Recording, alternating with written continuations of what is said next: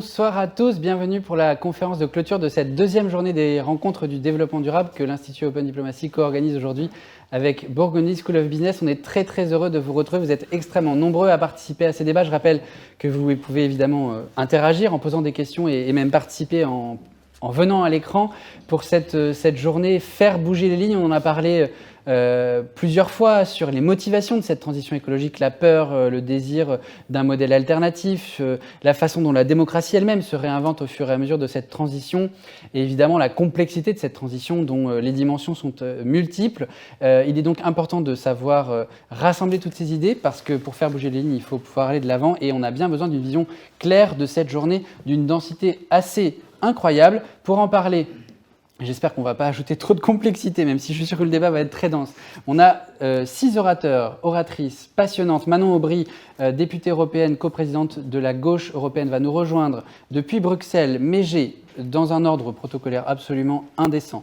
À ma gauche, chronologique et géographique, Thibault Larose, qui est le directeur général de Convergence, qui vient d'avoir lieu pour sa énième édition, 13e édition. Félicitations pour ce 13e anniversaire, tout début septembre, un événement absolument majeur. Vous avez fait un travail à l'échelle internationale qui est passionnant et avec une carrière derrière vous de 10 ans dans la solidarité internationale en Afghanistan, en Palestine, en RDC. Je ne mentionne pas toute votre biographie, j'en aurai pour l'heure et demie qui nous attend.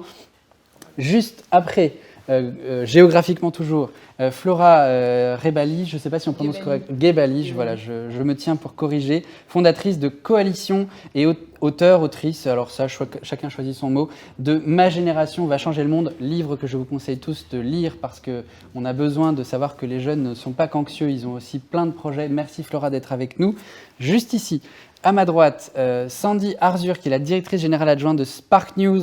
On va évidemment très vite comprendre ce que Spark News fait pour que cette transition puisse avoir lieu. Mais Sandy, vous avez une carrière passionnante dans le marketing, dans le storytelling, dans le narratif.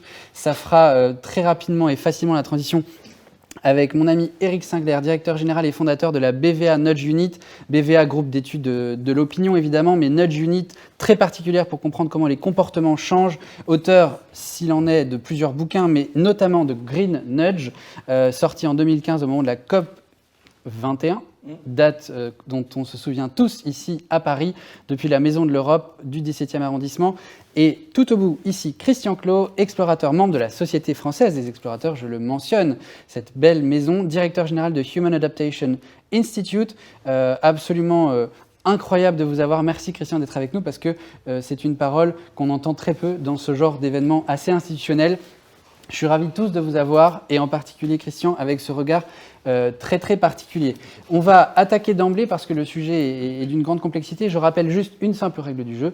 Vous avez le droit de poser des questions et vous avez surtout envie d'en poser. Alors utilisez le module de questions, ça nous permettra de vous faire interagir avec ce panel absolument incroyable. Je voudrais commencer pour faire bouger les lignes, si j'ose dire, qu'on commence par interroger les difficultés assez intrinsèques à cette transition qui est difficile à livrer, à délivrer. En me tournant vers vous, Sandy, la transition, c'est un sujet un peu abstrait.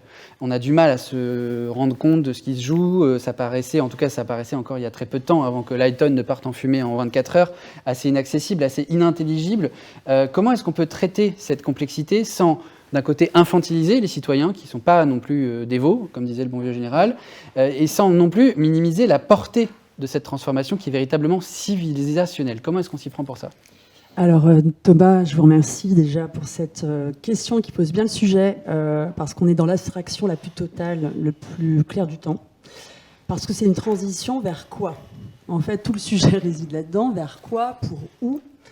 Et même si on y rajoute des qualificatifs environnemental, écologique, social, on a tous du mal à inventer le monde d'après. Il n'existe pas, et s'il existait, nous ne serions pas là pour en parler aujourd'hui. Donc la première abstraction, elle est vers cette direction, et c'est déjà le premier sujet. Ensuite, il y a une tension qui existe quand on parle de transition entre le macro, puisqu'on est sur des sujets planétaires qui concernent la totalité de la planète et des êtres qui y vivent, et une dimension micro, c'est-à-dire ce que chacun d'entre nous peut, à son échelle, finalement faire et comment y contribuer. Et cette tension, elle est difficile également à saisir. Alors, chez Spark News, on a depuis 10 ans pris le parti d'abord de montrer que c'était réel et que c'était possible en allant chercher des pratiques qu'on appelle des pratiques positives, qu'on a même appelé des solutions. Sont-elles vraiment des solutions? C'était une façon en tout cas d'attirer l'attention, d'inspirer. On nous répondait souvent, quand on allait voir les médias pour organiser ces premières coalitions, ça ne va pas faire vendre et personne ne sera intéressé par les titres de presse qui parleront de ces solutions et de ces innovations. Quand on allait voir les entreprises nous répondaient ça n'est pas scalable. Tout ça ne sont que des initiatives très locales. Voilà, on est encore dans le micro, jamais on pourra en tirer des règles très larges qui sont valables partout. Et nous, on répondait, alors j'étais pas à l'époque de Spark News, mais Christian, Sandra et toute l'équipe répondaient, mais c'est possible. Alors regardez, écoutez et surtout parlez-en. Donc c'est déjà une approche de concret tout simplement, et ça devient vite concret à partir du moment où on parle de l'expérience des gens et de ce qu'ils vivent, et où on revient finalement à un récit très ancré dans le quotidien et dans la vraie vie. Mais ça ne suffit pas pour faire de la transformation. Ça fait 10 ans qu'on le fait. On accompagne toute la démarche des ODD qui est elle-même qui est complète, mais elle-même assez abstraite. Donc c'était une façon de la faire rayonner et de lui donner une incarnation et une concrétude, mais ça ne suffit pas pour la transformation. Alors on va réfléchir précisément à comment est-ce qu'on peut parvenir à faire mûrir la direction dans laquelle on se tourne avec toutes les solutions que vous avez révélées au grand public. Je me permets d'insister sur ce job incroyable fait par Spark News pour que les médias parlent pas seulement des incendies, des feux de forêt, des inondations, des tsunamis, des conneries comme ça, mais aussi de ce qui se fait de concret et de scalable pour arriver au bout de cette transition. Christian Clot, vous êtes explorateur et votre travail, si j'ose dire, ça peut paraître un peu bizarre pour ceux qui nous écoutent, c'est de se mettre dans des situations extrêmes pour comprendre comment l'esprit d'un être humain réagit à des conditions qui aujourd'hui paraissent totalement hors normes, de température ou de pression, mais qui demain feront partie de ce qu'est la réalité du changement climatique. Et je voulais vous poser cette question parce que la transition, dans les difficultés intrinsèques qu'elle emporte, c'est qu'on ne se projette pas encore dans ce que ça va signifier pour nos corps, de ne plus pouvoir transpirer, de ne plus pouvoir respirer, d'être étouffé par la chaleur. Vous qui vous plongez, si j'ose dire, au sens propre comme au sens figuré, dans ce monde qui fait peur, comment est-ce que vous partagez de façon sensible, c'était un peu l'idée de Sandy, ce que cette transition signifie autour de vous? Alors nous, on travaille vraiment sur la condition extrême, donc tout ce qui nous pousse à être désorientés. Ça peut être effectivement le moment où on est face à un climat qui nous pose problème, ça peut être des migrants qui perdent leur territoire et qui doivent se déplacer, ça peut être toutes ces conditions où soudainement, d'un instant à l'autre parfois, ou de manière plus lente, on se trouve placé dans un moment où on est complètement désorienté. Je vais faire une petite aparté là-dessus, mais je trouve ça intéressant parce qu'on a tous vécu un moment comme ça en 2020. Donc on va pouvoir s'en servir, parce que c'est vraiment ça qu'on est en train de constater dans le monde aujourd'hui. C'est qu'il faut quand même avoir vécu un certain nombre de choses et de situations pour commencer à pouvoir ressentir des émotions. La capacité d'évaluer et de fonctionner dans une nouvelle territorialité passe d'abord par l'émotion qu'elle nous provoque. Aucune décision n'est prise sans émotion. Et ça, c'est déjà une première clé. C'est-à-dire que tant qu'on ne travaillera pas sur les émotions, tant qu'on ne sera pas capable d'amener des émotions aux gens, que ce soit dans le système scolaire, que ce soit dans le système d'éducation permanente, ou que ce soit tout simplement dans la capacité qu'on aura de faire ressentir des choses, je propose cet exemple, et comment faire comprendre qu'il faut protéger une forêt à quelqu'un qui n'a pas vu d'arbre? On est vraiment là-dedans. Donc c'est vrai que nous, on a fait le choix d'essayer de confronter des personnes sans expérience préalable à des conditions extrêmes, voir ce qui se passe dans le cerveau, quels sont les mécanismes qui se mettent en jeu. Parce que, comme ça a été dit tout à l'heure, comment imaginer le futur? Comment prévoir et se mettre en état de pouvoir fonctionner dans un futur qu'on ne comprend absolument pas? Et pour ça, il faut déjà comprendre ce qui se passe dans un cerveau. Quels sont les mécanismes en jeu quand on est soumis au changement? Et peut-être ensuite, on peut tirer le fil à l'envers. Commencer à aller forcer certains mécanismes cognitifs, non pas seulement pour attendre la crise et réagir. Ça fait un peu peur, hein, forcer des mécanismes cognitifs. On a l'impression d'être dans le totalitarisme vert à la chinoise. C'est justement ce qu'il faut savoir éviter. C'est-à-dire qu'aujourd'hui, notre problématique, c'est qu'on va attendre les crises et on va forcer les gens à réagir à cette crise. Alors, nous, on veut faire le chemin inverse. Dans ces mécanismes cognitifs, lesquels sont les plus susceptibles de nous faire avancer rapidement?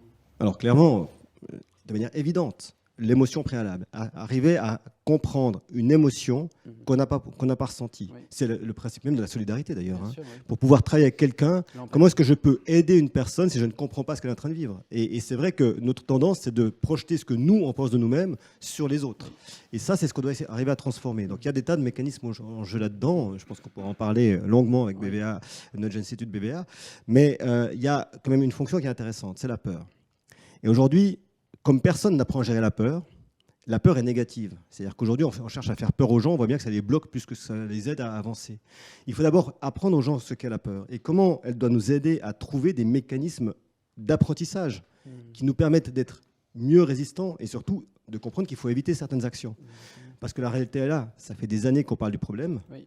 Et les gens ne comprennent pas encore qu'il faut éviter les actions. Absolument. Et c'est ça que je voulais qu'on pointe du doigt, c'est que la connaissance sur les défis de cette transition, alors moi je ne me réfère pas qu'à la transition écologique au sens climatique du terme, mais aux 17 objectifs de développement durable dont on a célébré le 6e anniversaire samedi.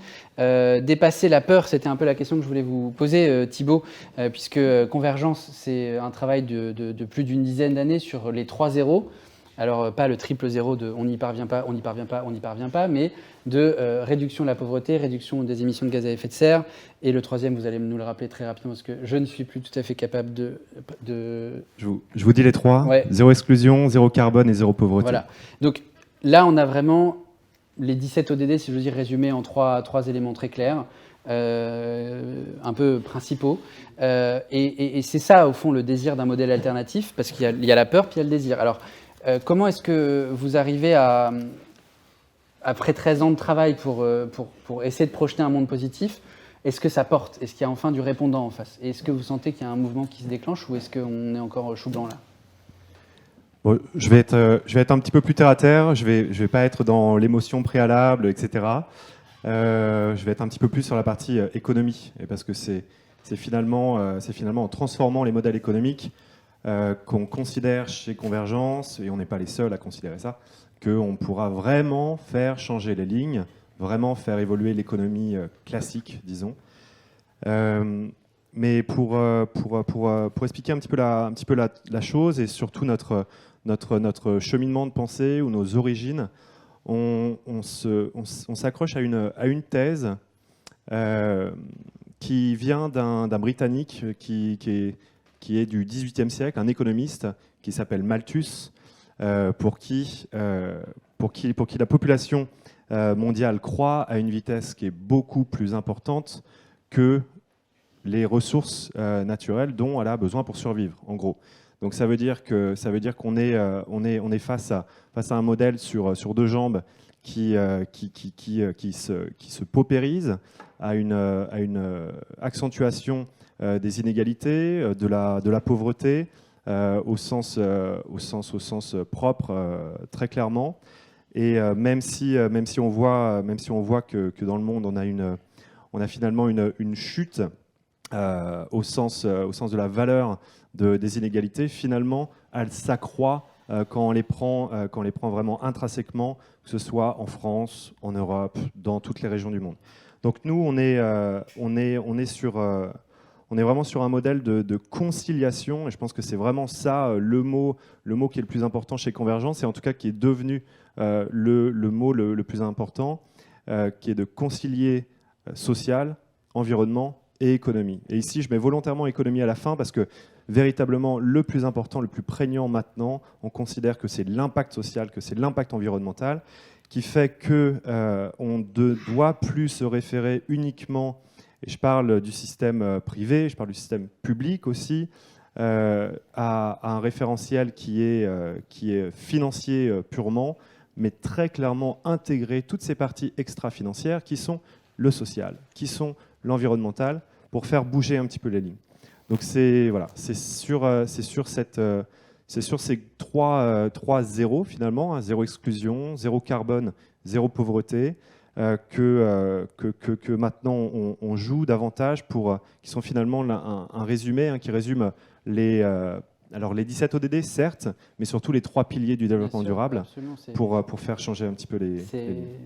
C'est translationnel. Je voudrais juste vous poser une question de suivi parce que je disais tout à l'heure, il y a la peur et je pense que Christian a été extrêmement clair sur la notion de peur et comment est-ce qu'elle peut nous amener à bouger, mais il y a aussi fondamentalement l'envie de quelque chose qui tient, qui répond aux défis qu'on se pose. Et tout à l'heure, on disait que Convergence, c'était 13 ans d'expérience. Et je voulais savoir, au long de ces 13 années, comment est-ce que vous avez vu cette philosophie des 3 zéros progresser? Est-ce que vous avez plus de boîtes qui se l'approprient? Est-ce que vous sentez que ça répond mieux? Puisque vous disiez que c'était un sujet de changement de business model, etc. Est-ce que ça prend? Ça dépend pas de vous, vite. ça dépend de votre écosystème. Ouais, ouais. Bien sûr, tout à fait. Bah, si ça dépendait que de nous, je pense que on aurait déjà trouvé la solution et que le monde serait pas entre crise sanitaire, crise écologique, etc. Mais ça prend pas assez vite. Franchement, ça prend pas assez vite.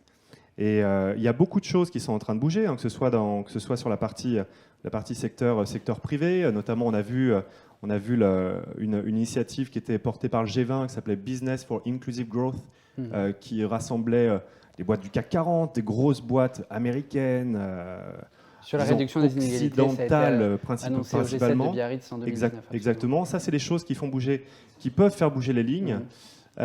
Toutefois, on reste sur des modèles d'entreprise, des modèles de gouvernance qui parfois nous rattrapent au vol et font qu'on fait un petit peu marche arrière. Donc, je pense qu'on aura l'occasion de parler de ce sujet avec Emmanuel Faber très bientôt.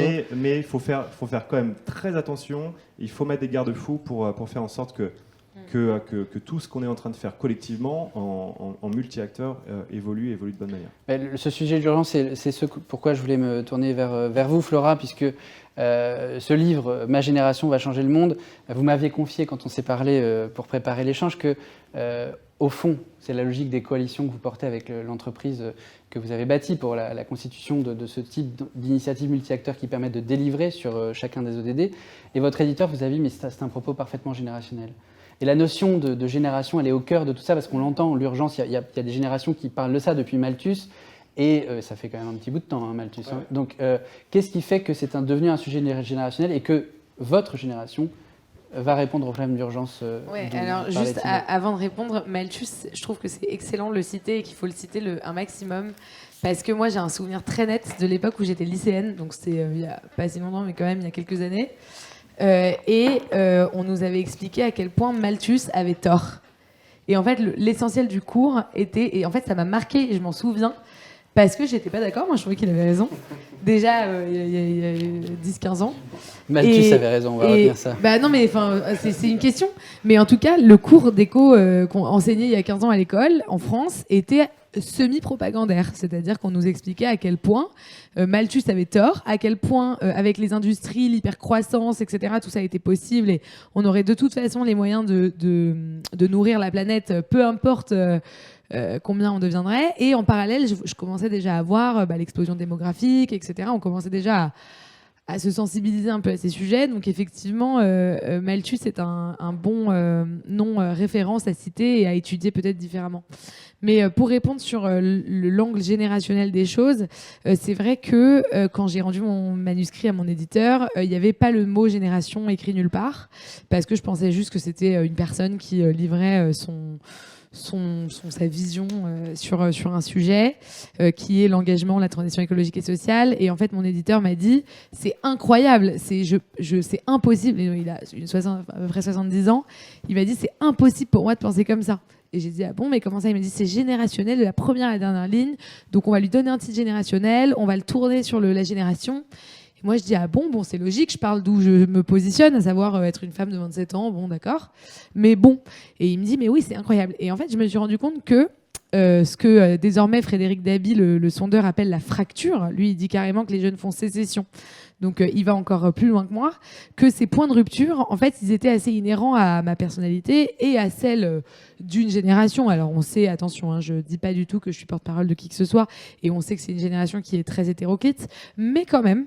Et en fait, je me suis rendu compte qu'il y avait certaines choses que je pouvais dire qui me paraissaient évidentes, et qui, en fait, l'étaient pas du tout chez les décideurs. Alors, attention, elles le sont chez certaines personnes, mais pas chez les décideurs. Et depuis, je suis en croisade dans les entreprises à leur expliquer que la transition, c'est pas seulement du greenwashing, c'est pas seulement des forums, même si les forums sont super, mais et depuis, je suis en croisade et en fait, je me rends compte que parfois, le niveau d'exigence que je peux avoir, il est vraiment beaucoup trop exigeant Alors, avec ma génération, il est très aligné, mais avec les interlocuteurs que je peux avoir en entreprise, il est parfois trop exigeant parce que je me rends compte que déjà, il faut s'aligner sur la vision du monde, en fait, avant de se demander ce qu'on fait, comment on le fait, quels moyens on investit à l'intérieur. Et ça, c'est quand même effectivement un problème.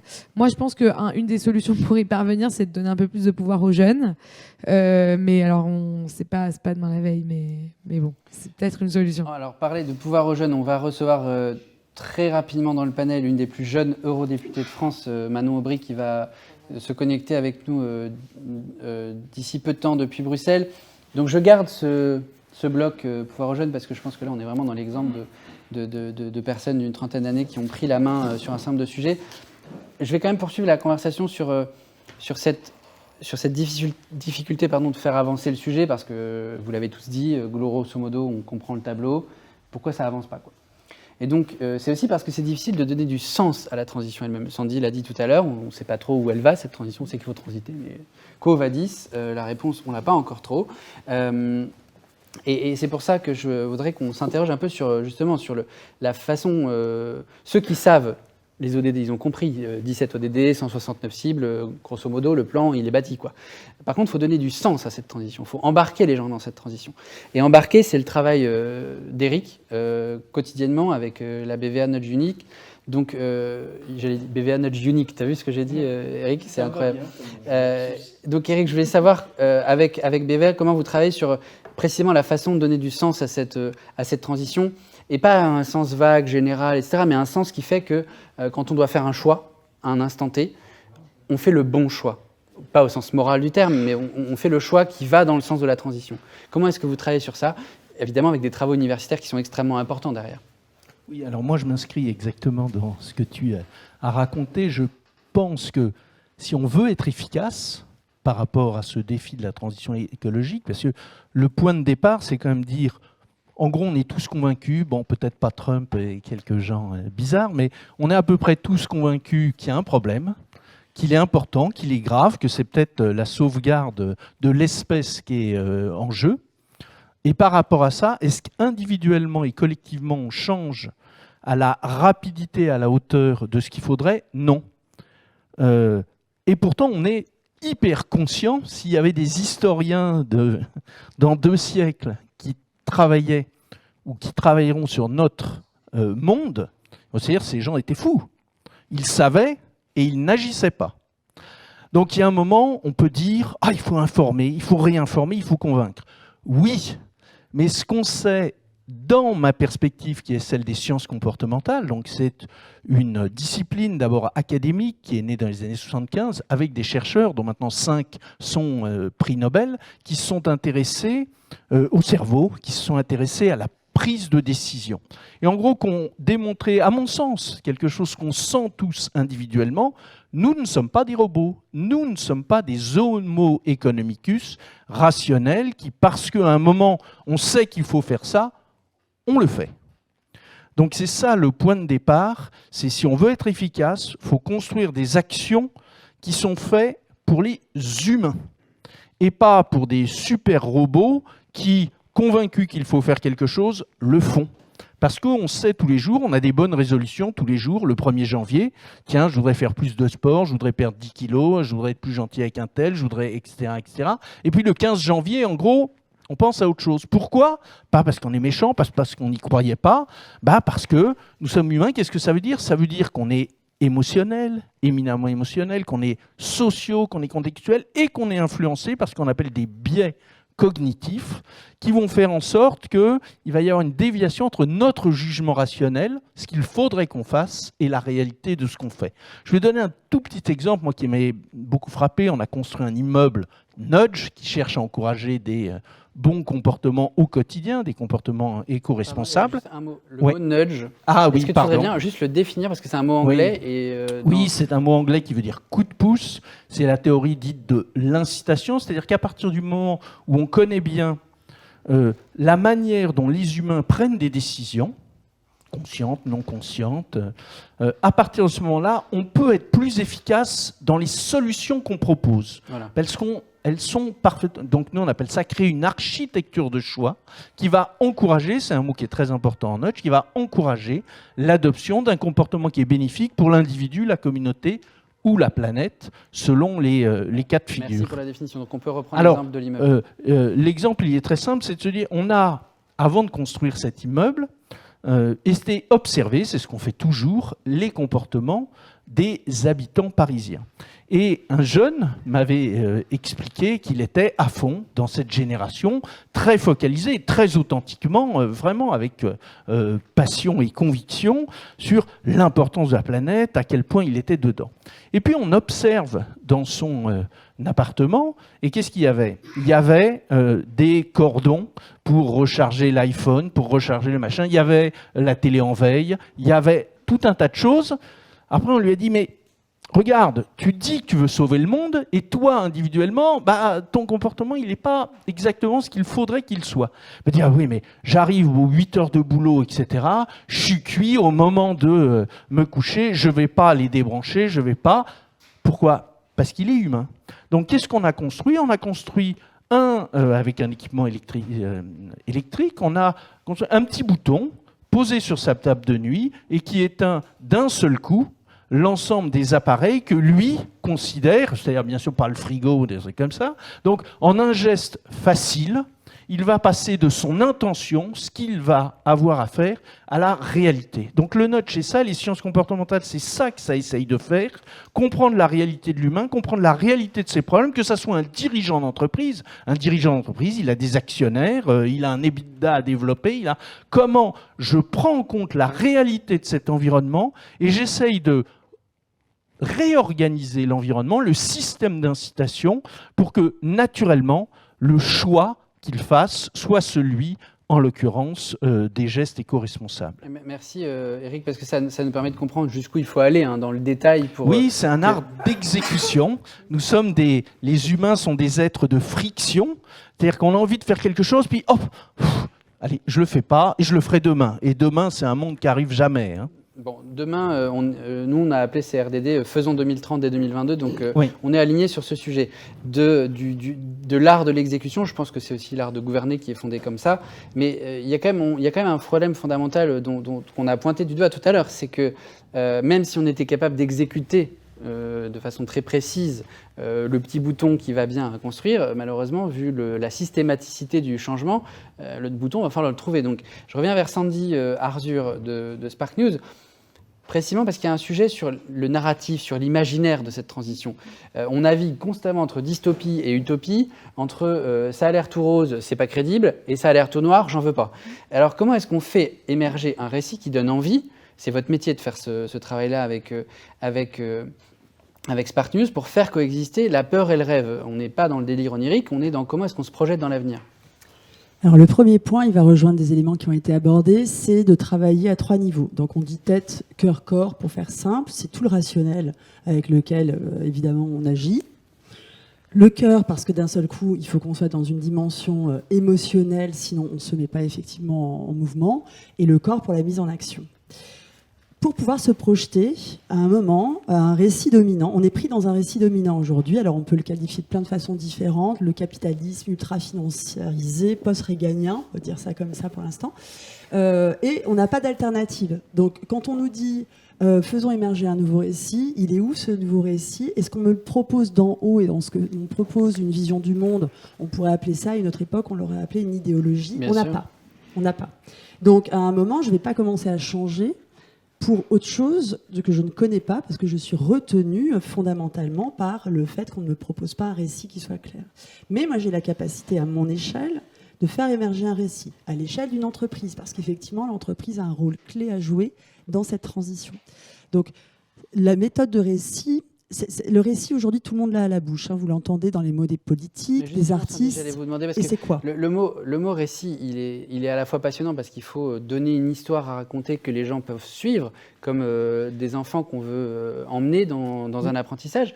Mais il y a aussi le côté gramscien du récit. Je vais vous raconter quelque chose que vous voulez bien entendre et vous allez me suivre. Mais moi, ce qui me frappe, c'est que le mot-clé, là, dans ce que vous dites, c'est idéologie. L'idéologie, ça veut dire logique des idées, articuler une capacité à poser une vision du monde, c'est ce que Flora disait tout à l'heure, qui donne du sens au truc. Et j'ai l'impression qu'il y a beaucoup de boîtes qui changent leur business model, mais qui font beaucoup de récits, mais que c'est un récit qui n'est pas une idéologie, au sens, il n'y a pas un paradigme qui change. Déjà, le récit n'est pas le nouveau mot du storytelling. Moi qui viens du marketing et de la com, je fais bien la différence. Je déconstruis absolument tout ce que je faisais pendant 20 ans de boîte. Je suis une repentie, c'est ce que j'évoquais auprès de Thomas. Et justement, ça m'est très très utile. En fait, le récit, c'est quoi? C'est effectivement une histoire, une projection collective qui va m'obliger à un moment à adresser, nous c'est comme ça qu'on l'a en tout cas défini, un péril, mais un péril que l'on choisit. Non, une entreprise ne va pas changer le monde et le sauver. Si on commence par ça, autant se dire que c'est le constat d'impuissance totale dès le départ, donc j'abandonne. Ou alors c'est du blabla. Pour prendre l'exemple d'une boîte que l'on accompagne, donc on a le plaisir de travailler pour SOR, qui est un opérateur d'eau, le 3e plus gros opérateur. L'eau en plus bien universelle, ODD numéro 6, je vous passe évidemment tout ce que vous savez déjà. On pourrait très très bien se dire que le rôle d'un opérateur d'eau, c'est de rendre accessible universellement l'eau partout dans le monde, etc. Et quand on dit ça à des collaborateurs de SOR, finalement, dans leur quotidien, quand on est au service clientèle de l'eau du Finistère, je ne suis pas en train d'ouvrir des accès à l'eau dans des pays qui sont en difficulté.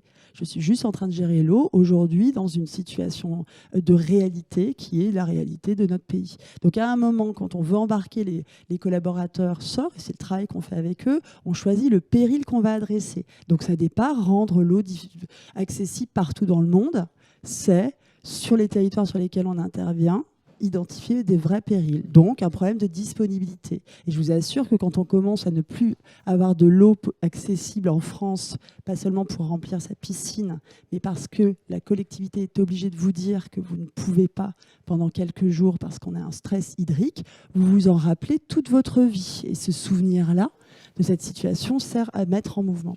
Donc à un moment, dans un récit, déjà, il faut faire un choix qui est de savoir quel est le péril que l'on adresse. Et face à ce péril, qui est donc le danger, la menace, on parlait de la peur tout à l'heure, vous évoquiez le désir, donc on doit être capable de formuler un rêve, le rêve que l'on veut faire émerger dans la société. Pas le rêve de gagner plus de parts de marché uniquement. Ce n'est pas le rêve de l'entreprise. C'est-à-dire on n'est pas en train non plus de faire le storytelling du projet d'entreprise, Cap 2030, soyons les plus forts sur notre secteur. C'est vraiment, moi, entreprise, quel est le rêve collectif que je veux voir émerger dans la société et ensuite, comment j'y contribue. Donc c'est la différence avec une démarche, on va dire, de RSE classique à côté du business, de compliance avec un rôle de contribution. Et en fait, ce récit, quand on l'écrit, c'est une façon de raconter un projet. Je prends le cas là d'une entreprise, mais c'est aussi valable dans d'autres univers, comme celui des artistes, puisque c'est aussi un type d'acteur sur lequel que nous accompagnons dans cette transition. C'est quelque chose qui fait le lien. On ne se renie pas. On n'est pas en train de dire d'un seul coup, on raconte une nouvelle histoire, on devient une autre entreprise. On a un passé, on a un présent, on a un futur. Donc si une entreprise doit dire qu'elle s'est trompée, il faut qu'elle le dise à ses collaborateurs. Ça, il faut du courage quand même. Donc ça, c'est le mot-clé. Courage. Merci de l'avoir sorti, Thomas. C'est venu tout seul. Deuxièmement, quand on veut être une entreprise qui contribue à la transition, on est amené, il ne faut quand même pas se leurrer, il ne faut quand même pas se voiler la face, à se transformer et à transformer son business model. C'est ce que vous évoquiez tout à l'heure. Ça veut dire qu'il faut renoncer à des choses, renoncer à des activités, renoncer à des business, renoncer à des marchés. Si je prends l'exemple du crédit à la consommation d'un de vos mécènes chez BNP Paribas qu'on accompagne également, il y a un moment quand on essaye de comprendre comment la raison d'être peut irriguer le business, dans cette activité-là, crédit à la conso, comment je fais ? Ça dissonne. Et pourtant, c'est possible. C'est possible parce qu'à un moment, on peut très bien faire du crédit à la conso pour de la consommation responsable et permettre à des gens qui n'ont pas de thunes de consommer justement responsable. Parce qu'aujourd'hui, consommer responsable coûte plus cher. Donc, c'est ce récit et ce renoncement. Donc, on renonce à des activités. On peut renoncer, par exemple, à des marchés, des partenaires, etc. Mais pour célébrer quelque chose. Vous voyez, rien que le vocable n'est pas un vocable usité en entreprise. Mais ce qui est intéressant, je pense qu'on touche du doigt sur le problème de changement de paradigme et le changement d'échelle. C'était le point de départ de votre idée. Avec la notion de récit versus idéologie, je pense qu'on va avoir l'occasion d'avoir Manon Aubry qui a une perspective un peu plus radicale que le panel jusqu'à présent sur ce sujet. Mais dans les trucs qui rendent la transition particulièrement difficile, vous avez parlé à l'instant d'aligner la tête, le cœur et le corps. La tête, elle a parfaitement compris, je vais prendre un autre exemple et je me tourne vers Thibaut, que si on n'aide pas nos amis du Sud, avec un grand guillemet, à faire cette transition pour qu'on réduise réellement nos émissions de gaz à effet de serre, parce que grosso modo, celles de la France, elles sont à peu près stables, celles de la Chine, elles sont comme ça, parce qu'ils ont une trajectoire de développement où on ne transfère pas, ce qui nous a permis à nous d'être sobres en carbone. On a encore plein d'efforts à faire, mais il y a quand même un sujet de partage. La tête a compris, le cœur ne veut pas. Et donc Thibaut, je me tourne vers vous parce qu'avec Convergence, vous faites aussi beaucoup de travail sur la nécessité de cette solidarité internationale qui est une des clés de succès de cette transition parce que ce qui la rend compliquée, c'est on est tous dans le même bateau mais chacun rame dans un sens différent. Alors comment est-ce que vous essayez de faire sur ce sujet avec Convergence ? On espère que tout le monde bientôt rame dans le même sens, ça c'est évident. On espère aussi que la solidarité internationale prenne plus d'ampleur, et on voit qu'elle prend plus d'ampleur année après année. Pour vous dire d'où vient Convergence, hein, j'ai parlé peut-être tout à l'heure de partenariats multi-acteurs, d'associer le privé, le public. J'ai moins parlé de la société civile, et la société civile est clé dans le dispositif, et la société civile, surtout, on la rencontre énormément, et on voit un engouement de sa part dans les pays dits du Sud. Du sud global. Le mot société civile, pour les Français moyens, ça veut dire vous et moi. Dans votre langage à vous, d'acteurs de la solidarité internationale, ça a une signification qui est complètement différente. Vous pourriez définir ce que ça veut dire, parce que notre public il a besoin de se représenter ce que ça veut dire, la société civile, dans ce que vous dites. La société civile, pour moi, regroupe les ONG, donc les organisations non gouvernementales, qu'elles soient internationales, qu'elles soient nationales, locales, les organisations à base communautaire, notamment des associations qui sont très actives sur le terrain. Ça peut aussi rassembler des collectifs engagés, et on en voit beaucoup sur des sujets climatiques en Europe, mais il y en a aussi beaucoup sur des sujets qui sont beaucoup plus liés à la réduction des inégalités, à obtenir un confort, donc sortir d'une zone de pauvreté un peu latente, notamment au sud, dans les pays en développement. Donc Convergence, nous, on vient de la solidarité internationale. Moi-même, j'ai bossé pendant 10 ans sur le terrain dans les pays majoritairement en conflit. Et c'est ça qui nous anime à travers nos travaux. À chaque fois qu'on va construire un programme de forum, comme on fait le Forum mondial 3.0 ici à Paris, mais comme on fait aussi les forums au Niger, en Palestine, en Colombie, aux Philippines, en Tunisie, c'est par ce biais-là qu'on va rentrer. On va essayer de voir quelles sont les priorités, les enjeux vraiment clés au niveau national, voire au niveau territorial dans un pays. Je me permets de zoomer un peu ma question, parce que là, on comprend la mécanique par laquelle vous passez pour inclure tous les acteurs de ce partage de travail avec les États du Sud. Mais fondamentalement, les États du Sud, ça fait longtemps qu'ils ont compris qu'ils avaient besoin de nous. Ce qui m'inquiète, moi, c'est qu'on a mis énormément de temps, ne serait-ce qu'en France, à se mettre à hauteur des normes G7, G20, OCDE, en termes d'aide publique au développement, pour atteindre le 0,7% du PIB qu'on partage avec nos voisins. On l'a vu encore sur la crise Covid, avec grosso modo le partage de vaccins qui est extrêmement tardif, malgré COVAX. On recevra la présidente de COVAX mondiale à la fin des rencontres du développement durable. Dans le Sud, je n'ai pas trop d'inquiétude sur le fait que les forums de convergence auront toute l'utilité et l'impact. Mais comment est-ce que ça drive dans le Nord pour accélérer ce travail de partage ? Non, c'est effectivement un très bon point. Surtout sachant que les objectifs du millénaire pour le développement étaient clairement orientés sur les pays du Sud. Donc on n'a rien à apprendre. Les prédécesseurs des ODD, exactement. Donc on n'a rien à apprendre aux pays du Sud sur la manière dont ça doit être géré, en tout cas au niveau macro.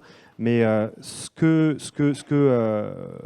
nous, ici, par exemple en France, on peut tirer des pays du Sud, et je ne veux pas faire de simplification ici, mais je constate quand même par notre travail de sourcing, d'initiatives locales, de discussions, d'échanges avec des organisations de la société civile, mais pas que, aussi des collectivités territoriales, etc., qu'il y a énormément d'initiatives qui peuvent être intégrées aussi en nos seins, ici, en France, sur les territoires, en région, etc., Et c'est ça qu'on essaye de faire, et je pense que c'est ça qui mérite de faire un arrêt sur image, c'est de savoir comment certains modèles au sud, par exemple la microfinance. Oui. La microfinance vient du Bangladesh. On a reçu Mohamed Younous l'année dernière au RDD.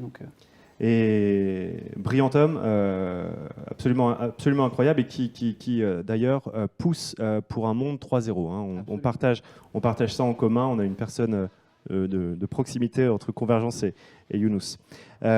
Mais on voit que ce système, que ce modèle de microfinance fait aussi son chemin en Europe, aux États-Unis, etc. Parce qu'il n'y a pas que dans les pays en développement où il y a des inégalités sociales. Donc ce modèle-là est aussi implanté de plus en plus auprès des personnes qui sont aussi dans le besoin. Il ne faut pas l'oublier, tout n'est pas tout rose ici non plus. Donc on met, et pour finir avec ça peut-être, on met aussi en lien, on connecte des écosystèmes. Oui. Pour prendre un exemple, on travaille ici en France de plus en plus avec des tiers-lieux. Donc les tiers-lieux, c'est vraiment c'est souvent implanté en ville, mais aussi en territoire rural. Ça représente un système finalement de travail en collectif et qui porte un modèle économique souvent hybride, souvent hyper intéressant, qui permet de redynamiser aussi des territoires. Oui. Et ça, on peut le mettre en écho avec un tiers-lieu, par exemple, aux Philippines, qui va s'appeler Gawat Kalinga, dans la banlieue de Manille. Donc c'est autant de choses où l'un a apporté à l'autre. Et je pense que c'est vraiment là-dessus cette posture d'humilité nord-sud, elle est très importante. On a la chance d'accueillir Manon Aubry depuis Bruxelles, qui nous a rejoints.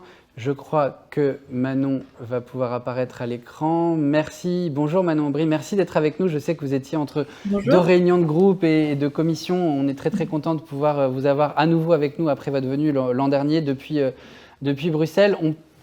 Pour vous résumer grosso modo où est-ce qu'on en est, urgence absolue, difficulté de trouver les bonnes motivations pour passer à l'échelle rapidement, enjeu de faire modifier les modèles économiques et peut-être de modifier le paradigme économique. Et avant qu'on reprenne le fil de la conversation, je voulais m'arrêter là-dessus avec vous, Manon Aubry, parce que ce matin, quand on a ouvert la journée Faire bouger les lignes avec Burgundy School of Business, le directeur général de cette école a dit quelque chose qui m'a saisi. Je voulais vous poser la question. Il a dit « Moi, je suis un libéral, mais en matière de transition écologique et solidaire, je ne crois pas à l'efficacité du marché, je crois à la planification, parce que l'enjeu est trop compliqué. » Et sans mettre en cause le principe de liberté d'entreprendre et de propriété privée, la planification, c'est-à-dire l'organisation du temps long, est essentielle. Je sais que c'est au cœur de vos convictions politiques et je voudrais que vous puissiez nous réexpliquer cette logique de planification et comment est-ce que vous, personnellement, à la tête de la gauche européenne, vous la portez au Parlement européen. C'est vrai, d'abord, merci beaucoup pour l'invitation. Désolée de ne pas être avec vous physiquement, mais depuis Bruxelles. C'est vrai que c'est intéressant, le débat sur la planification, il a quand même évolué ces dernières années. Pendant longtemps, il a été caricaturé comme l'idée totalitaire ou je ne sais quel imaginaire soviétique, alors qu'en réalité, vous l'avez bien dit, c'est la capacité d'organiser et prévoir l'avenir. Et même le gouvernement, d'ailleurs, s'y est un peu converti, puisqu'il y a un commissariat au plan ou son équivalent, un certain François Bayrou, mais dont qu'on voit assez peu depuis qu'il a été nommé. Mais on fait tous le constat, y compris, je pense, les plus libéraux et les entreprises, que si on n'anticipe pas, si on ne prévoit pas, alors on va au devant de graves conséquences. Parce que je suis sûre que vous l'avez mentionné à plusieurs reprises, mais ce que dit assez clairement le rapport du GIEC, la première chose, c'est que le changement climatique a déjà commencé, et on peut s'en apercevoir au quotidien. Et donc, on est obligé, quoi qu'il arrive, d'organiser et de préparer les conséquences du changement climatique, mais aussi qu'il nous faut un changement radical au sens d'aller à la racine de notre système économique si on veut réussir à prendre à bras-le-corps la question climatique. Et pour ça, il y a un acteur qui peut le faire, c'est l'État qui est en capacité justement d'organiser la société, mettre en mouvement les choses, pour justement à la fois prévenir les dégâts colossaux qui vont, quoi qu'il arrive, même si on change radicalement de trajectoire, ce qui n'en prend pas le chemin, mais même si on change de trajectoire, on va quand même subir pendant plusieurs années les effets du changement climatique, et aussi organiser l'avenir. Et donc, par planifier, ce qu'on entend, c'est planifier les ressources financières dont on a besoin, parce que c'est vrai, faire la transition écologique, ça coûte de l'argent, et donc ça veut dire avoir les capacités financières, avoir un système fiscal qui est juste, mais qui permet aussi de collecter suffisamment d'argent, et c'est ce sur quoi on se bat au niveau français et au niveau européen, avec une taxe sur les transactions financières les plus spéculatives, avec une taxe aussi sur les entreprises qui utilisent les paradis fiscaux et notamment les géants du numérique, etc.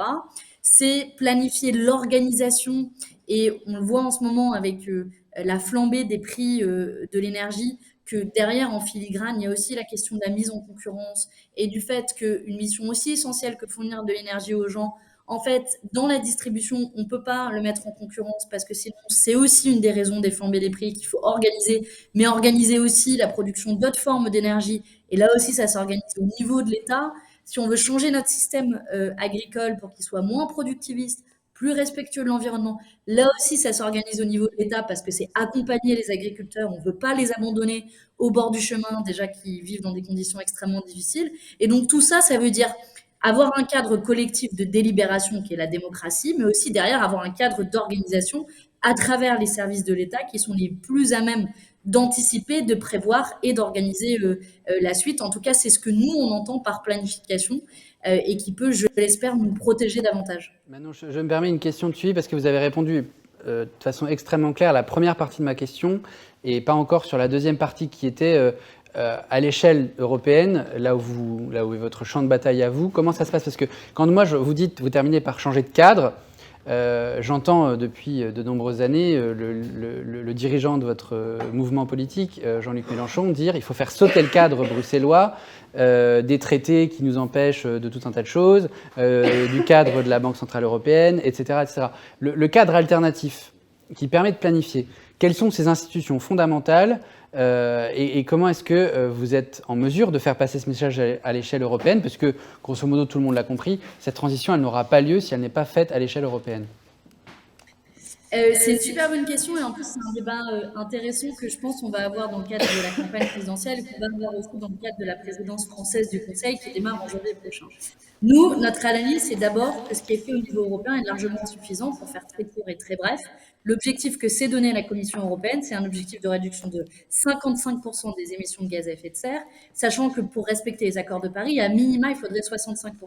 Donc, objectif insuffisant et sans changement de paradigme derrière, puisqu'on maintient les traités de libre-échange, la politique agricole productiviste, un cadre budgétaire extrêmement contraint, etc. Je ne vais pas aller dans le détail là-dessus pour vraiment me porter, justement pour répondre à votre question, sur les propositions et nous, la manière dont on voit les choses.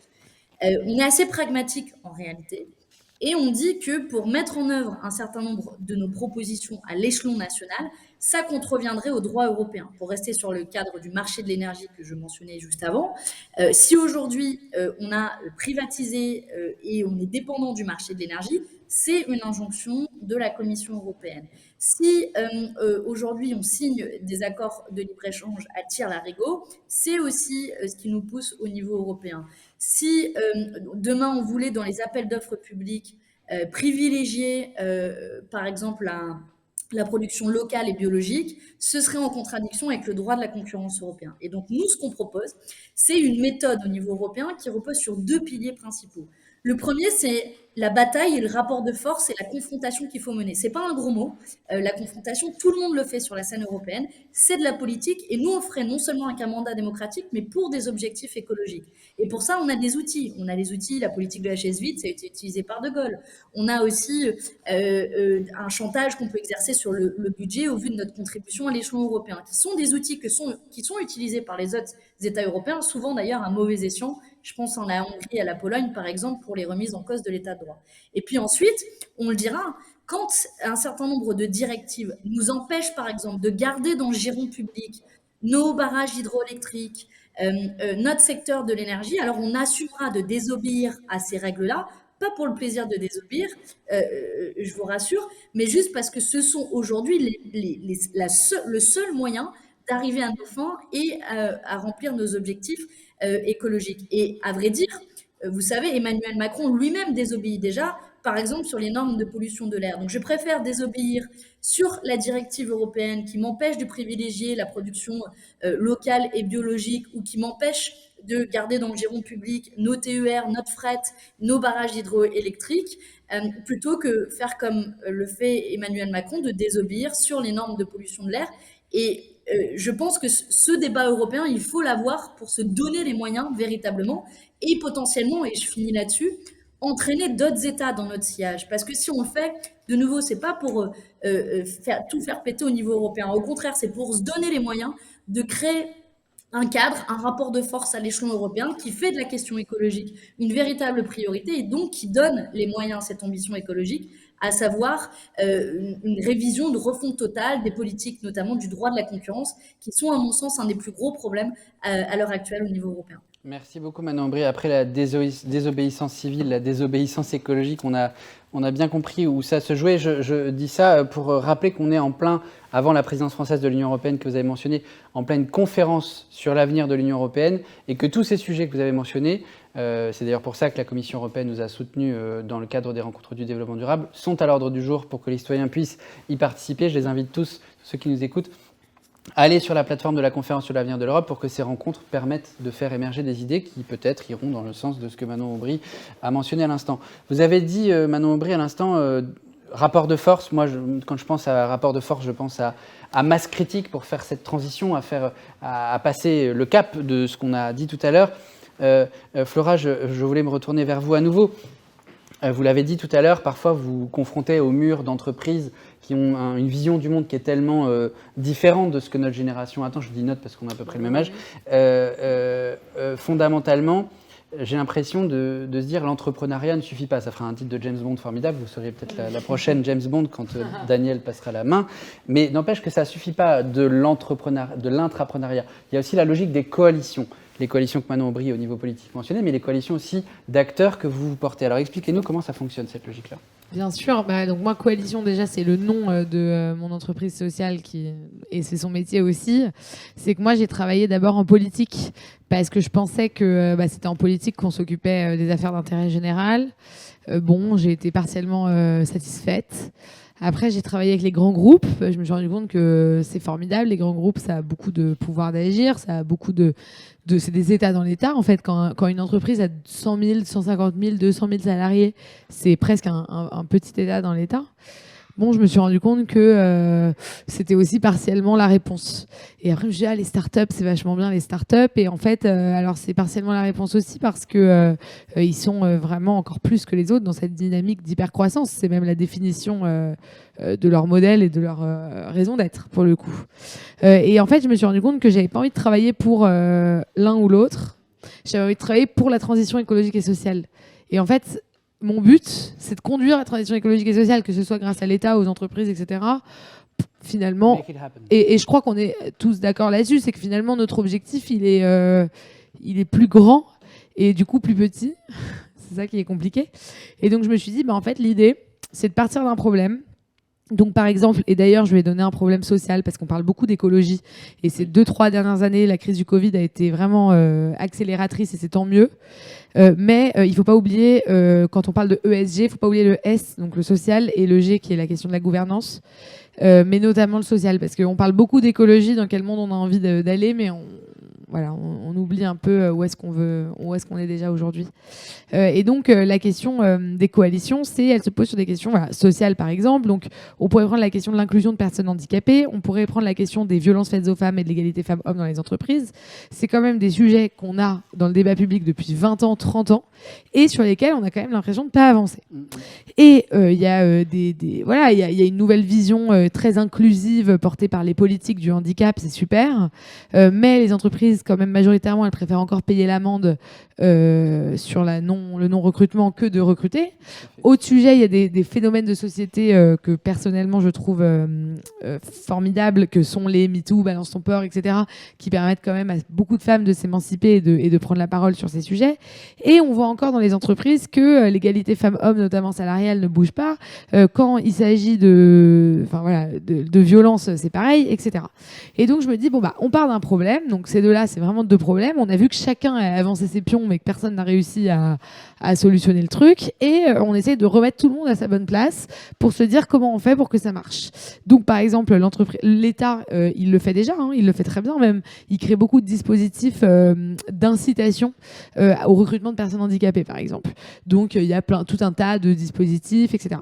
Il y a les associations de terrain, il y a les cabinets de recrutement. Donc, en fait, nous, l'idée, c'est de travailler pour les entreprises, pour les aider à mettre tout le monde dans une chaîne d'impact, où, en fait, l'idée, c'est plus de se dire qui court le plus vite, comme le monde de sprinter dans lequel on est, c'est une métaphore que j'utilise souvent, c'est que les entreprises, elles se disent qui court le plus vite. Et même sur les sujets de transition, elles se disent ça. Ok, c'est vrai, il y a un avantage concurrentiel à avoir réussi cette transition avant les autres, mais quand même, sur l'emploi de personnes handicapées, je pense pas que ce soit justifiable de mettre une concurrence. Et donc l'idée, c'est de sortir du modèle où on se dit on est en sprint, qui court le plus vite, et c'est de se demander comment on se met en course de relais, en fait. Comment j'attrape le relais et je renvoie le relais, et comment on fait que ça fonctionne. Et donc, nous, l'idée, c'est de se dire, bah voilà, une association toute seule, elle n'arrive pas à grand-chose. L'État tout seul, il n'arrive pas à grand-chose. Et ça, c'est une réalité de laquelle il y a des journalistes qui me disent, on dirait parfois dans votre essai que vous êtes néolibéral et en même temps complètement à gauche, on comprend rien. Et je dis, bah ouais, si vous voulez, je suis un peu les deux, il n'y a pas de problème. La question, c'est que... Attendez, là, ça fait en même temps, et avec le programme que vous venez de sortir, vous allez remplacer Emmanuel Macron pour Alors, 2022. pas du tout, justement, je crois, je sais pas. Alors... il y a une hésitation. Alors, justement, je prends non. l'hésitation pour Est-ce que bah non, mais on va pas parler de politique ici, mais est-ce que en même temps, ça veut dire faire de la conciliation des coalitions et mettre tout le monde d'ailleurs, l'élection allemande nous montre un système qui est assez intéressant sur cette question. C'est comment on est à l'équilibre, comment on avance en tant que groupe, ou est-ce que c'est de dire moi personnellement tout seul, je fais la synthèse de tout ce qui me paraît bien et j'en fais une politique. Je sais pas, mais voilà, moi je suis plus sur la première option. Et voilà, et donc c'est de se dire, bah, en fait, comment on se met tous en réseau, tous en relais, pour faire à notre manière ce qu'on peut faire. Parce qu'en fait, c'est pas vrai que l'État peut tout faire, c'est pas vrai que l'entreprise peut tout faire.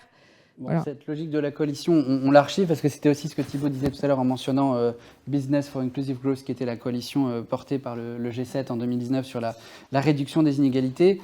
Make it happen avec des coalitions, mais make it easy pour que ça arrive jusqu'au bout du chemin. C'était vers vous que je voulais me tourner, Eric, parce que les conditions de succès, elles sont quand même très nombreuses. Là, on parle de l'architecture globale, l'architecture de choix dont vous parliez tout à l'heure, mais à un moment donné, il faut quand même le petit bouton pour cliquer en bas de la ligne. Alors, comment est-ce qu'on arrive à l'échelle d'un problème aussi complexe à créer le petit bouton? Est-ce que c'est possible? Et surtout, est-ce que c'est possible dans un contexte où le débat démocratique, il est hystérisé sur ce sujet? Bon, alors c'est beaucoup de questions et beaucoup de questions un peu essentielles. Bien sûr, si quelqu'un avait la réponse, ça se saurait et les problèmes ne seraient pas face à nous. Je crois qu'il y a beaucoup de choses qui ont été dites qui sont vraiment importantes. Hein, cette idée de coalition, notamment, c'est-à-dire personne n'a la solution. La solution, elle est holistique. Il y a par exemple une chose qui est vraiment une tautologie, c'est-à-dire nos problèmes sont globaux, et les gouvernances sont par pays. Face à des problèmes globaux, une gouvernance mondiale serait sans doute beaucoup plus performante. Alors, est-ce qu'on est proche d'une gouvernance mondiale?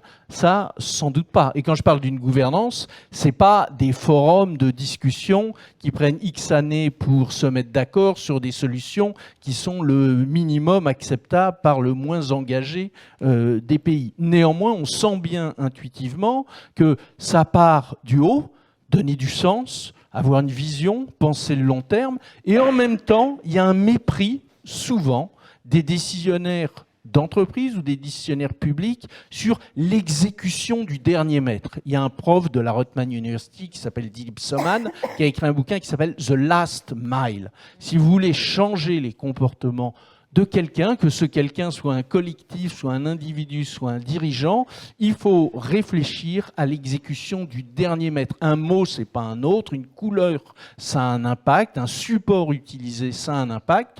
Donc, pour moi, mais c'est une évidence, hein, les solutions, elles sont holistiques, globales.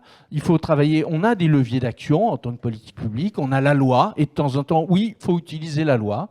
Oui, il faut éduquer, former, informer pour créer des convictions, dire où est le bon, il faut assumer qu'il y ait du bon et du moins bon. Hein. Et ensuite, essayer de réfléchir à comment j'utilise les leviers humains, et je reviens à l'humain, c'est-à-dire les choses qui vont vraiment agir les gens. Quand tu parlais tout à l'heure des émotions, on sent souvent qu'essayer de convaincre avec des chiffres, avec des données, avec des mécanismes, avec le rapport du GIEC qui est à la fois fondamental. Combien de citoyens l'ont lu ? Bon, même la synthèse. Parce que tu arrives le soir, tu es cuit, tu as des problèmes de tous les jours. On a tous des problèmes de tous les jours. Et en top, on nous dit « Ah oui, il y a le monde qui va mal. » Ok, mais déjà, je vais essayer de payer ma facture à la fin. Donc, c'est comment on concilie et l'un et l'autre. Et moi, mon message, c'est vraiment quand tu parles du make it easy. Le make it easy, c'est on réussira quand la solution évidente, par défaut, pour les gens, ça sera d'adopter des décisions et des comportements qui sont éco-responsables. Comment faire en sorte que je ne demande pas trop d'efforts, que je joue sur des mécanismes qui sont profondément humains, les émotions par exemple, dont on sait qu'elles sont profondément, comment je pourrais dire, puissantes à activer des comportements. Donc c'est là la complexité, c'est qu'il faut penser la vision, l'ensemble, le sens, et en même temps permettre aux gens au quotidien, que ce soit dans les entreprises ou individuellement, de passer facilement à l'acte. Merci Eric. Je suis conscient du temps et le débat est passionnant, mais donc je vais être obligé d'aller un peu plus rapidement à la fin de l'exercice vers vous, Christian Clot. Je rappelle il faudra que vous nous expliquiez un petit peu les expérimentations que vous avez faites parce qu'elles sont absolument incroyables et ce qu'on en apprend. Mais pour aller au bout du bout, comme on disait, il faut partager une émotion pour rendre ça sensible. Là, aujourd'hui, on parle du rapport du GIEC qui est extrêmement subtil, complexe, qui est le travail d'une revue scientifique mondiale. Mais à la fin du compte, personne ne comprend ce que c'est que de vivre dans un air qui est irrespirable parce qu'on vit la moitié de l'année à 50 degrés. Nous, on n'est pas en Arabie Saoudite. Vous n'avez pas été nécessairement en Arabie Saoudite, mais vous êtes mis dans des considérations où on peut... Est-ce que vous pouvez nous expliquer ce que ça signifie pour un être humain, un occidental qui vit à Paris, de vivre ça toute l'année, ou une partie de l'année, pour qu'on se mette dans cette logique de l'incitation? Je vais répondre à ça très vite parce qu'il n'y a qu'un mot pour le dire, c'est souffrance. Voilà. Un humain qui vit à 50 degrés, il souffre. Un humain qui vit un tsunami, il souffre. Un humain qui se trouve dans des conditions d'anomie, qui se trouve en désorientation, il souffre. Le mot souffrance, il résume ce que vit aujourd'hui le 70% de la population mondiale. Et moi, ce serait peut-être ma conclusion à tout ce que j'entends aujourd'hui, c'est que je participe à plein de forums, plein de débats, plein de choses. J'entends plein de solutions, plein d'idées qui sont toutes bonnes, vraiment, et je suis d'accord sur l'holistique, tout est nécessaire. Mais, et c'est des fois ce qu'on n'a plus tellement le droit de dire aujourd'hui dans le contexte où on dit qu'il faut sauver la planète, au bout de tout ça, il y a des humains. Il y a des humains qui souffrent, qui sont impactés au quotidien dans leur vie par rapport à tous ces changements. Quand vous allez au Sahel et que vous rencontrez des paysans, et que vous revenez 15 ans plus tard et que ces mêmes paysans ne peuvent plus cultiver leurs terres, qui vont devoir quitter un endroit de générations entières pour retrouver un endroit qu'ils ne savent pas, qu'ils ne connaissent pas, dont on leur interdit souvent l'accès, c'est une souffrance profonde. Et je dirais qu'aujourd'hui, il y a une chose qui me surprend beaucoup dans tout ce que j'entends, c'est qu'on parle beaucoup du last mile, de toutes ces choses-là. Moi, j'aimerais qu'on parle du first mile, du premier kilomètre, de ce qu'on doit apporter aux humains aujourd'hui pour qu'ils puissent comprendre ce que veut dire tout ce qu'on est en train de dire. Et ce mot, c'est l'éducation. Comment est-ce qu'on peut encore accepter aujourd'hui, dans nos sociétés dites civilisées, que l'écologie, le droit égalitaire des femmes et de la parité ne soit pas enseigné de manière obligatoire dans tous les cours de France et d'Europe? SVT, développement durable sont enseignés, mais ce n'est pas l'environnement. Ce n'est pas la réalité du besoin d'aujourd'hui. Comment est-ce qu'on peut justifier qu'aujourd'hui, dans le monde entier, seuls 40% des femmes reçoivent la même éducation que les hommes? Comment est-ce qu'on peut justifier que dans le monde aujourd'hui, des enfants majoritaires doivent arrêter leur éducation à 12 ans, à 13 ans, parce qu'ils ne peuvent pas recevoir cette éducation? Tout ça, c'est pour moi la question fondamentale. Parce qu'on pourra construire les meilleures solutions, les meilleurs bateaux, les meilleures techniques, les meilleures technologies, les meilleurs boutons. Si on n'arrive pas à faire comprendre à l'humain qui doit appuyer dessus, ça ne sert à rien. Je pense que le mot souffrance, avec cette année Covid, où beaucoup ont ressenti une souffrance complètement inattendue. Tout le monde aura bien compris ce qui se joue. Alors évidemment, un été à 55 degrés, comme il va en arriver un tous les 2 ans dès 2030 dans le Grand Est, ma belle région, on se représente un peu mieux ce que c'est, même si le Covid, c'est pas la même chose, mais enfin, il y a quand même des petits problèmes respiratoires dans les 2 cas. Je voulais me tourner vers vous, Manon Aubry, pour la dernière question de ce panel, parce que en disant last mile, Éric Sinclair disait à l'instant, il faut rendre tout ça une évidence qui fait qu'on... Ah, j'allais m'adresser à Manon Aubry, mais en fait, on me dit dans l'oreillette qu'elle est partie. Donc, je vais garder ma question pour Sandy, parce que je suis sûr que Sandy, vous arriverez à la traiter en tant que telle également. Ce sujet de l'évidence n'a rien d'évident. Ce sujet de l'évidence, c'est fondamentalement tout le débat sur l'acceptabilité qu'on a eu pendant la loi climat et résilience à l'issue des travaux de la Convention citoyenne pour le climat, où grosso modo on a un consensus qui s'est forgé entre citoyens qui ont passé 9 mois à travailler sur le fond, et puis après il y a le législateur qui est là pour faire en sorte que ça passe à l'échelle du pays. Et à l'échelle du pays, ça passe pas, visiblement. Alors, dans ce chemin de crête qui se dessine, l'acceptabilité, elle est où ? Parce que Thibault, Flora l'ont dit, c'est un sujet économique, environnemental et social. Vous voyez un élément d'acceptabilité à l'aune de toutes les news que vous brassez chez Spark News ? En fait, le point, le vecteur commun, enfin le vecteur qu'on identifie, je reviens sur cette dimension de récit, parce qu'il nous paraît être porteur et solutionnaire de tout cela. Je vous donne un exemple.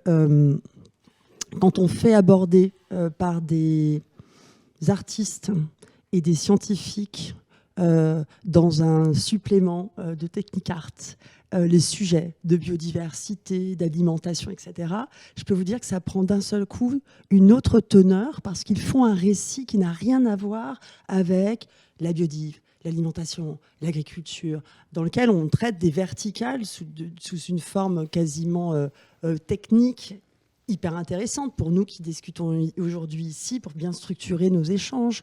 Mais in fine, l'émotionnel là-dedans ou la mise en conviction n'existe pas. Alors quand c'est Thierry Marx qui vous explique qu'au Japon, quand on découpe un poisson et quand on le cuisine, il y a 0 déchet, je pense que d'un seul coup, dans la tête des gens, il peut y avoir justement un chemin de crête qui soit plus porteur que tout ce que l'on évoque, à se dire il faudrait qu'on ait la vision, puis il faudrait qu'on ait aussi les boutons, puis il faudrait qu'on ait aussi la technique. Voilà. Donc en fait, on revient au b.a.-ba de ce qu'un être humain est. Il a besoin de se projeter dans une culture commune. Et donc, on parle bien d'une transformation culturelle. C'est ça notre sujet. C'est pour ça qu'on parle d'éducation. C'est pour ça qu'on parle d'économie, c'est pour ça qu'on parle de référentiel. Et bien sûr que les chiffres et les faits sont importants, mais quand ils sont trop macro, on se déconnecte. Donc je pense que le fait d'avoir des porteurs de récits qui sont peut-être un petit peu moins techniciens que les sachants, mais qui sont justement capables de transmettre et de nourrir cette nouvelle culture, c'est ça le sujet. Je crois qu'en disant ça, on sait comment faire bouger les lignes à la fin du compte. Redonnons le pouvoir aux artistes de temps à autre. Ça nous aidera à trouver l'inspiration qui est nécessaire pour franchir le cap, aller de l'avant.